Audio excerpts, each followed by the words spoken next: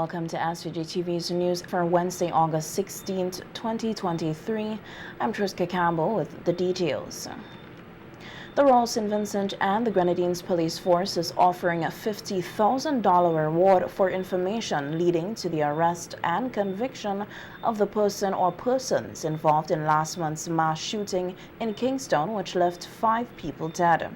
The reward notice issued today advised persons to report the information to the Commissioner of Police at telephone number 456-1102, the Assistant Commissioner of Police in charge of crimes at telephone number 457-122, extension 4816, the officer in charge of the Criminal Investigations Departments at 456-1810 or extension 4838, the officer in charge of the Major Crimes Unit at telephone number 457-211, extension 4876, 999 or 911.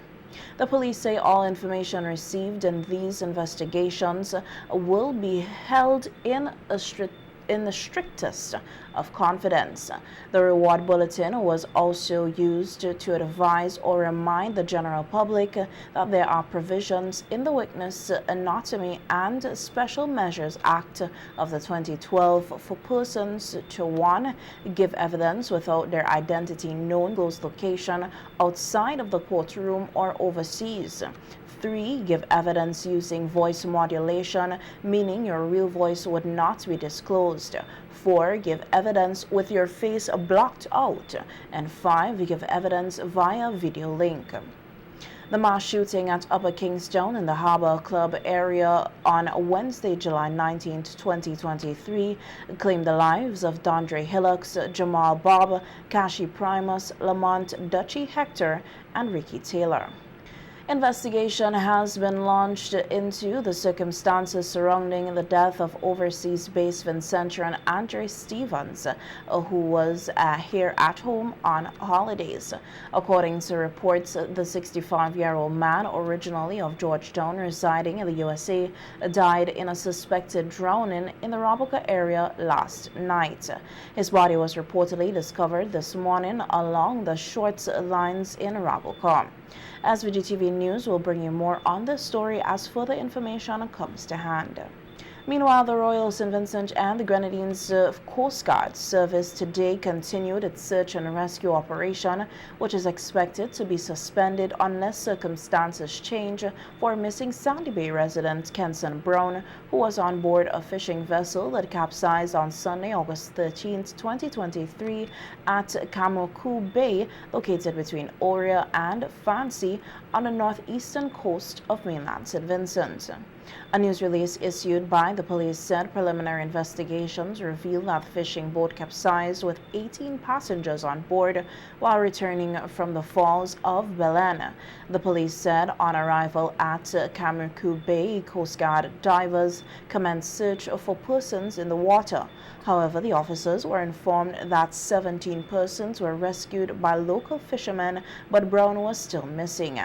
The rescued passengers reportedly were transported to the Oya Health Center, then the Modern Medical and Diagnostic Center in Georgetown, and the Milton Cato Memorial Hospital for medical treatment. The police say 3 persons are still receiving medical care at the Milton Cato Memorial Hospital.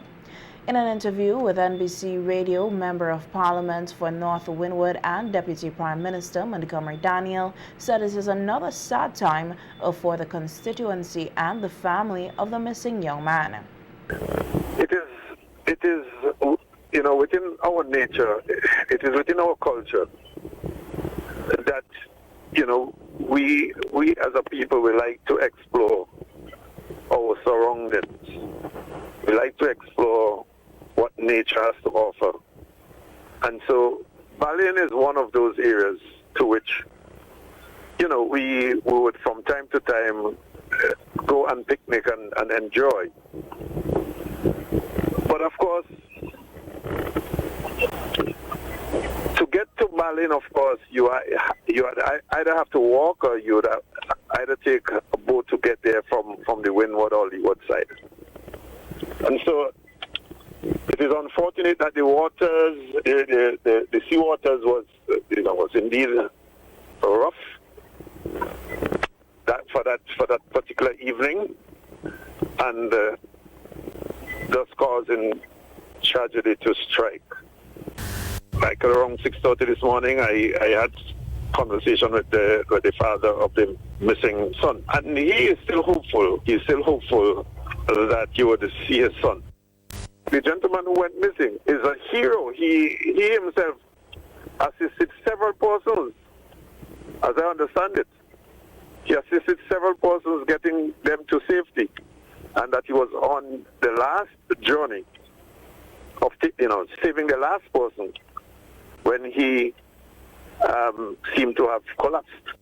The RSVGPF and the SVG Coast Guard Service thanked the local fishermen and all those who assisted in rescuing the passengers who were in distress.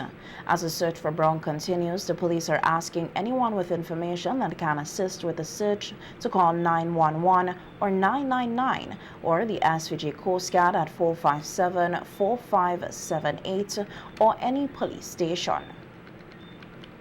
The number of young persons in the country with a college degree or a community college education who are unemployed is minuscule, which can be seen by the data. This is according to Prime Minister Dr. Afghan Salves on NBC Radio's Face-to-Face program today. When the leader of the opposition just over a week ago said, I was so shocked to see that he saying that he has to question the relevance of the education revolution for St. Vincent and the Grenadines. The reason, because one or two people who go community college, and that's when they come out, they ain't get work.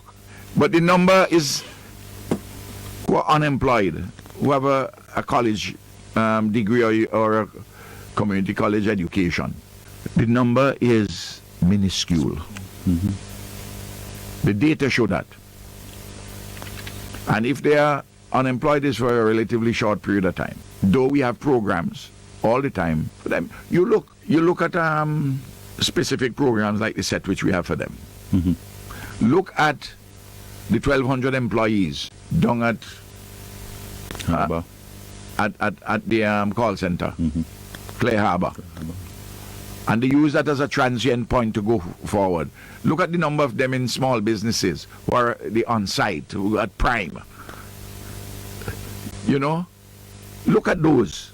They are advancing. Look at the numbers who going overseas, who are trained as is 2,000 persons we have overseas in the British Armed Forces, you know. Mm-hmm. Nearly 2% of the population of St. Vincent and the Grenadines. 2% of the population in the United Kingdom would be 140,000 people, you know. Yeah. I'm talking armed forces, you know. Nurses go, other people go. We are training, and I'll come to that about the purposes of the education and in the education revolution. We are training for at home, the region, and overseas. The government can't employ everybody who is trained. There's a private sector, you know. Yeah. The state sector employs about 27% of the population, 28% of the population. The bulk of the people who are employed are in the private sector in the country, of all categories of workers. Mm. And then there's significant own account workers, self-employed people. Entrepreneurs. Mm-hmm. Huh? Mm-hmm. That's the reality. Prime Minister Gonsalves said the opposition leader should not question the relevance of the education revolution based on the small number of those who are unemployed. That is a species of folly which is difficult to comprehend. And they're going to pay for that, you know. And I'm going to make them pay for that. At the polls, they will pay for it heavily at the polls. And I'll come to the point as to why he articulated such folly. I'll give the people the reason. What are the functions of education? And within the context of the education revolution. The first, and I want everybody to write it down because I repeat it over and over, to train critical minds, minds for critical thinking,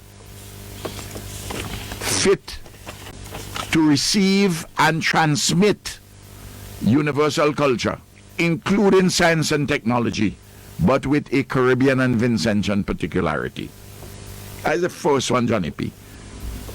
When you meet somebody who has an education, and I'm not talking just certification, education, they have a critical mind, a mind who could assess information and knowledge critically, have understanding. They have their minds trained, fit to receive and to transmit universal culture, because knowledge is universal, including science and technology, but with a Caribbean and Vincentian particularity.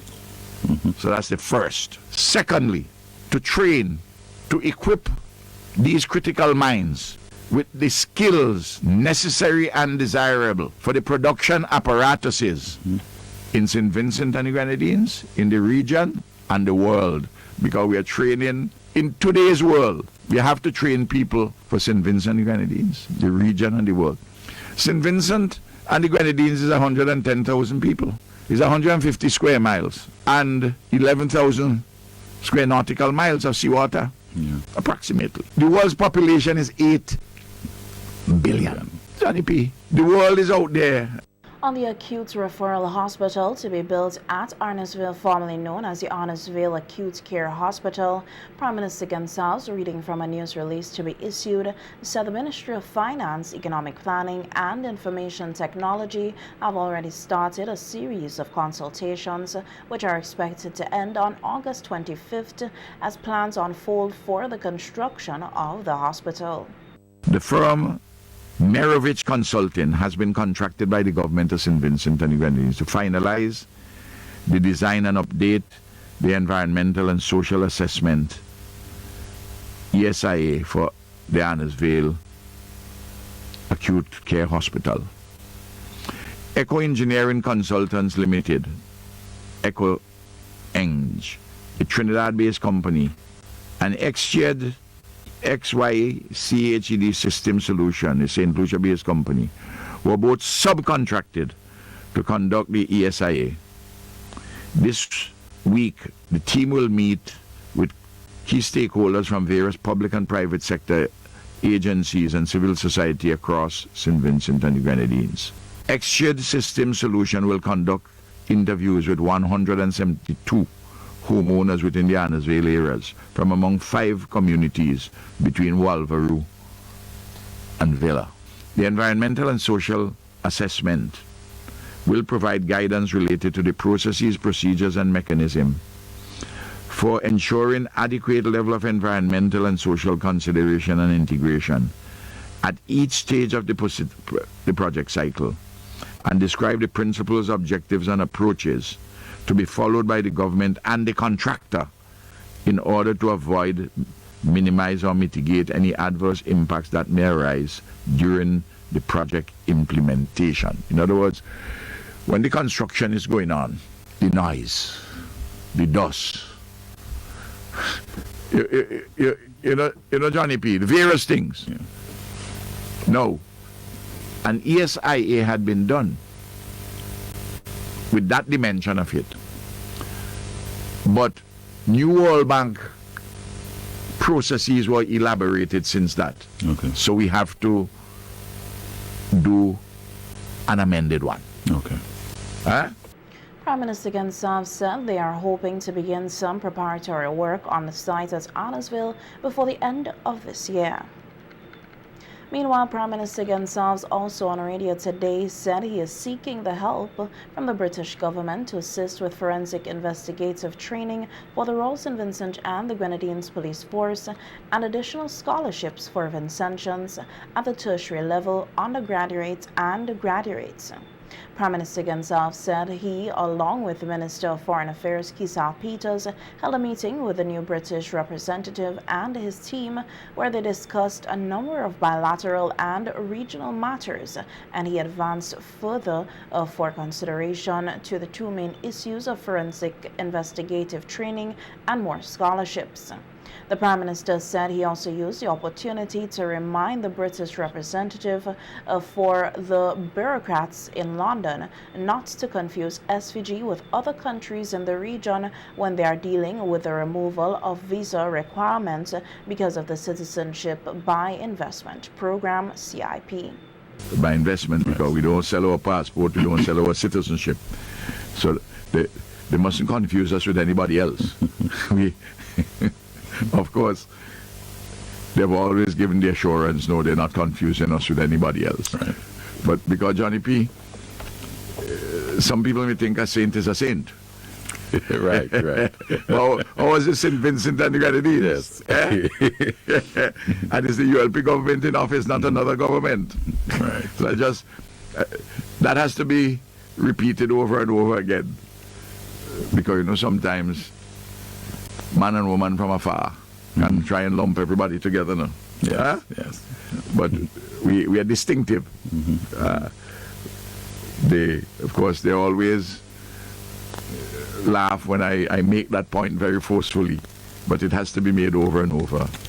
And naturally, I will continue to ensure that the distinctiveness of St. Vincent and the Grenadines in this regard is recognized, Yes. and maintained, while at the same time we are part of a regional grouping in which we do some other things together. But this one, we're not with them on that one. I'm talking about the rest of the independent OECS countries. They make their decisions, we make ours in relation to our passports and our citizenship. The SVG 2023 Community Service Project, sponsored by the General Employees Cooperative Credit Union, GECU, was launched here today under the theme, Creating Herstory. GECU has made a contribution of $20,750 EC dollars for community projects to be undertaken by 9 contestants who will be taking part in this year's Miss SVG pageant to be held in October. At the launching ceremony today at the Loveview Beach Hotel, chairperson of the Beauty Shows Committee of Carnival Development Corporation, CDC, Avia Charles, said the previous community service project was a success and they are hoping for the same level of success or even better this year. This year, the contestants in this year's Miss SVG pageant would have spent the last few weeks and months working assiduously to preparing projects that would touch on a number of different areas, which we will get to in a short while. Our project this year will be held under the theme Creating Her Story. This year's theme not only reflects our trust towards women's involvement and empowerment, but it also raises light, or it highlights the different economies as articulated in the global arena for development. We are encouraging all Vincentians, regardless of if you are in those particular communities that the contestants are from, to become involved, directly or indirectly, as it relates to helping in the execution of the activities or raising awareness to the different areas that the contestants will be doing their activities on. I take this time to extend a gratitude or a heartfelt gratitude to GECU for the renewal of commitment in making this year's projects a success. The 9 contestants in this year's pageant will be tackling projects in their respective communities. The chairman of the CDC, Ricardo Adams, said that it is a wonderful thing to see the young ladies go out in the communities and champion what youth intelligence and energy is all about. It is also exciting for me to learn a lot from these, because this year it is apparent I'm going to learn about a lot of these economies, some of them color-based economies, and some of them economies based on other aspects of where we want to go as a people. And so it is really exciting for me to be here this morning to hear about them. And last year I got the opportunity to visit a couple of the activities that were happening, and to see the communities themselves becoming involved was really powerful. And I know there are some folks who, even after the competition side of it was done, there are some of the delegates from last year who actually continued doing their projects in the economies, in the communities. And so I hope that this year we'll have again an exciting range of activities associated with these community service projects, and I'm sure that Avia and her team will continue to work to ensure that those happen. I'm really grateful to GECU for coming on board again this year and recognizing the value of these community projects as being done by the delegates of the Miss SVG. So we're going to hear a lot from everyone else this morning, but I would just like to say again, thank you to GECU, thank you to those of you who are joining us, thank you to those of you who are following us, and I just want to say come out and support the young ladies in the communities as they go forward with creating her story. Acting CEO of GECU, Maxine Johnny, said that they are happy to be a part of the Miss SVG Community Service Project, noting that she was pleased with the success of last year's project. We were enthused to continue our partnership with the Beauty Show Committee. Surely, we were not disappointed, as this project was deemed a success in our opinion. The different community engagements that these contestants were engaged in, they are commendable. And I was informed, well, I hear Avia mention it, and then Donnelly, our marketing officer, told me that Miss John Community Project, it continues and still exists. So it shows Avia how this project has touched the life of these young ladies and allow them to continue that whole spirit of volunteerism and, you know, we call cooperativism in the credit union movement. So, you know, these projects represent the whole philosophy of, you know, your sponsor, GECU, because GECU is about the enrichment of community, and we are very passionate about giving back and touching lives of our members and non-members alike. So the success of the 2022 campaign spurred our interest in continuing our partnership. So the sponsorship for each contestant to execute the project for 2023 was increased about 50% annually to about 1,500. I know that is a small contribution to the magnitude of projects that the contestant will be undertaking. But I think the whole idea is to promote volunteerism. I think your requirement, say at least 50. So 9 of you, 9 by 50, that's 450 persons we know from different communities are going to be involved in this project, at least 450. Meanwhile, the Ministry of National Mobilization, Social Development, Family, Gender and Youth will be partnering this year with the GECU on the Miss SVG Community Service Project by providing trainees from the Youth Empowerment Service Program, the YES program, to assist contestants with their respective projects, which will help to fulfill the requirement number 1 of the project.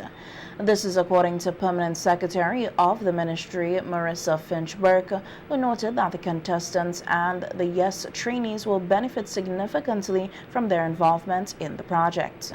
All communities where the participants are coming from, we will collaborate and source all the YES trainees that are already receiving their stipend so that they will be able to volunteer to work with each participant on this project, which means you are able to achieve requirement number 1 on the project, and we are also to be able to promote community volunteerism amongst our youth. So everybody getting a piece of the pie, and as a country, because it is part of enabling human and social development, which is our second goal of the National Development Plan, where we are to build community empowerment, we are to build youth enhancement, and we are to protect our people. We are to also empower our women, so we are killing multiple birds with the same stone at this point. So, as it is said, we will be working through our YES trainees, and not only are we willing to commit to the next 2 weeks or so that are pertaining to this particular project, but we are willing to be able to sustain it over time, where it is not just about the pageant period, but how could we vertically and horizontally expand the individual projects. It doesn't matter who win. How could we expand it as a component of the YES program, that it is replicated across all our districts in country? Finchburg said the ministry also plans to embark on a similar community project which will help with further development of the YES program. This is something that next year, please God, we could be able to embark on, but we are basically piloting through this 2-week thereabout period where we would work during the project campaign period in terms of continuously implementing it, because the winner of last year did say that it's not about winning your community project segment. It is about sustainability. So now, rather than the sacrifices you alone made with your team, it will now be about how can the ministry work with YES volunteers and work with you as participants to continue what you did so well over a 2-week or so period, to make sure that not only it happens in your individual communities, but other communities. We also saw, based on the number of participants, the majority are coming from on the leeward end of the island, as opposed to the windward end of the island, or opposed to the Grenadines. So how could we carry it to the windward end? How could we carry it over time to the Grenadines? So these are ways in which we can expand projects of this nature. This is great news because it helps us to empower our youth using the existing design that was built and designed by you. Contestant number 1 in the Miss SVG pageant 2023, Letitia Barber, who is representing Grenadine House, will be executing her Geku Community Service project on Inspiration Economy. The project will run from September 4th to September 9th under the theme Project Impact, Inspiring More Potential, Igniting Transformation. Baba said her project seeks to harness the power of the inspiration economy to make a positive impact in the Barreley community. I believe that by connecting people with one another and providing them with the resources they need to turn their ideas into reality, we can create a more vibrant, resilient, and supportive community. This project is about empowering individuals to make a difference and fostering a culture of collaboration, innovation, and creativity. My project will focus on 3 main areas: education, entrepreneurship, community service, and spirit. We will work with local schools and community organizations to provide mentorship and training to young people, helping them to develop the skills that they need to succeed in the 21st century economy. Baba's Project Week of activities will commence on September 4th with a meet and greet session where she will interact with community members and speak to them more about her project. The second activity will be the drawing of murals at the Barreley Government School by local artists, and I will unveil the murals at the school's reopening. For me, this is important not to just beautify the environment, but to give the students a stimulating environment where they will be inspired to attend and inspired to learn. Followed after the unveiling, there will be a painting event for kids at the said school. My third activity is inspired by recognition of the fact that our youth need guidance, they need mentors. Therefore, it is important that we share certain fundamentals about job applications, scholarship applications, soft skills, life skills, and the importance of networking. A wide range of professionals will join us for this program, including Mrs. Isola Giddens. Following, there will be a training session conducted where residents will get the opportunity to better their skills, which can in turn lead to self-employment. The fifth activity will be the judging of the best Bagayard competition, where residents of Barely will have the opportunity to win prizes fostering cleanliness and innovation in their gardens. Such activity will help to build our neighborhood pride and ownership. Littering yards, broken windows, dirty walls, and barren street lights not only make a bad first impression, those attributes also decrease residents' pride and sense of community. We will work to inspire community pride. The University of the West Indies Global Campus, in collaboration with the Friends of Oscar Allen and Dynamites, will host the Oscar Allen Emancipation Memorial Lecture tomorrow, Thursday, August 17th, at the University of the West Indies Global Campus from 6:30 p.m. Dr. Michael Gary Denny, professor of history at the St. Mary's College, Maryland, and one of the three Vincentians writing a multi-volume on St. Vincent and the Grenadines, will deliver the lecture on the theme, Emancipation Still Coming. According to the organizers, the lecture honors the legacy of Oscar Allen for his contribution to the socio-political, cultural, and religious life in St. Vincent and the Grenadines and the region. It is part of the Global Campus's mandate to celebrate and recognize the outstanding contribution made by Vincentians at home and abroad.